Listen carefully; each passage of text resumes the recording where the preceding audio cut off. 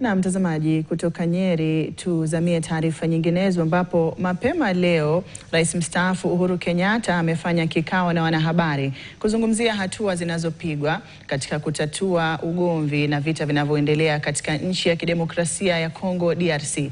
Tusikilize hotuba hiyo ambayo imekamilika hivi punde.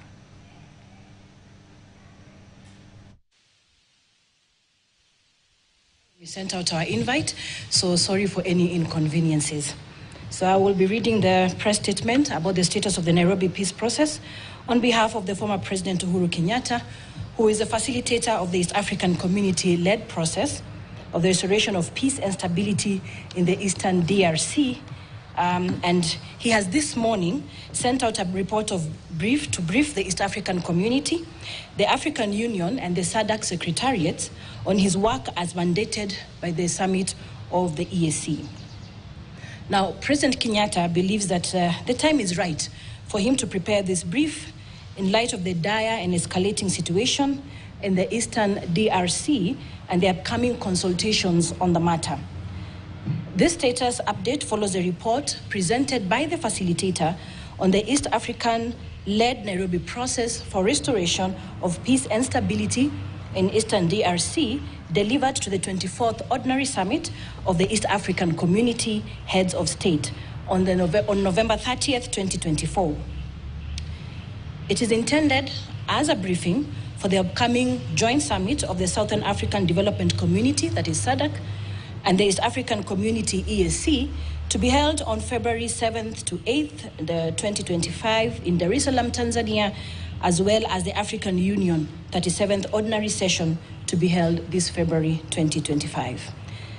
The Nairobi peace process, just to give you a slight history, the Nairobi peace process was initiated by the East African community in response to the escalating conflict and security challenges in the Eastern Democratic Republic of Congo in the year 2021-2022. And it represents a critical diplomatic and military effort to peace and stability to the region. This process was formally established during the 22nd Ordinary Summit of the East African Community on the 22nd of July 2022. The summit directed the creation of the intra-Congolese dialogue, which is to be led by His Excellency Uhuru Kenyatta, the former President of the Republic of Kenya, who was appointed then as the facilitator to oversee the process. Now, the Nairobi peace process was structured around two key elements: political dialogue and military intervention. The political aspect focused on engaging all stakeholders, including armed groups, political factions, civil society, and regional partners in an inclusive conversation aimed at resolving the conflict and fostering long-term peace. The military element involved the deployment of the East African Community Regional Force to provide peacekeeping and peace enforcement support, complementing the political dialogue efforts. Now, progress through June 2023 was encouraging. The facilitator, President Kenyatta, conducted extensive diplomatic engagements, meeting with political, civil, military stakeholders across the region.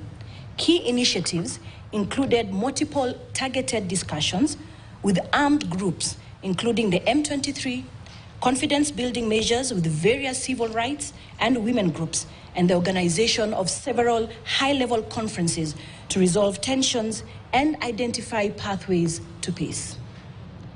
These efforts were supported by ICRAF, UN, and MONUSCO, led to a noticeable reduction in hostilities and a return of displaced persons and significant withdrawals by armed groups from strategic areas in North Kivu. However, in June 2023, as the all-important 4th Intra-Congolese Dialogue Conference was set to take place, political attention in the Democratic Republic of Congo shifted toward the upcoming national elections that are to be held that year, that is 2023, in December. The shift resulted in the slowing down of the Nairobi peace process, and unfortunately at the same time, a political impasse resulted in the withdrawal of the Kenya forces from the ICRAF. This suspension disrupted the momentum of the peace process, leading to a slowing down of the peace negotiations and a breakdown in military cooperation, and ultimately a resurgence of fighting in the region. Now, despite efforts to maintain dialogue, including consultations between the facilitator, President Tshisekedi of DRC, and the M23 leadership, the political and security landscape in the DRC became increasingly unstable. Following the December 2023 elections in the DRC, the formation of a new government delayed the resumption of the Nairobi process. While engagements with key stakeholders continued, the lack of political momentum, coupled with renewed hostilities in North Kivu and South Kivu, has significantly undermined the progress made between the year 2022 and 2023. The M23, once subject to a cease agreement, has now regained control over key towns, including Goma, and fighting has once again escalated across the region.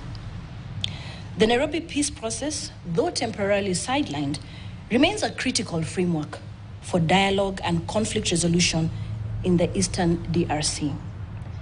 The facilitator remains committed to finding pathways to peace in collaboration with the government of DRC, regional partners, and international stakeholders. However, the recent resurgence of hostilities highlights the urgent need for renewed political will, regional cooperation, and sustained support for peace efforts to avoid further deterioration of the security situation in DRC. The facilitator is of the strong opinion and belief that the two processes of Luanda and Nairobi hold the greatest promise. Na vituo vya afya 10 katika kaunti ya Makueni viko kwenye hatari ya kufungwa kufuatia kusitishwa kwa ufadhili wa shirika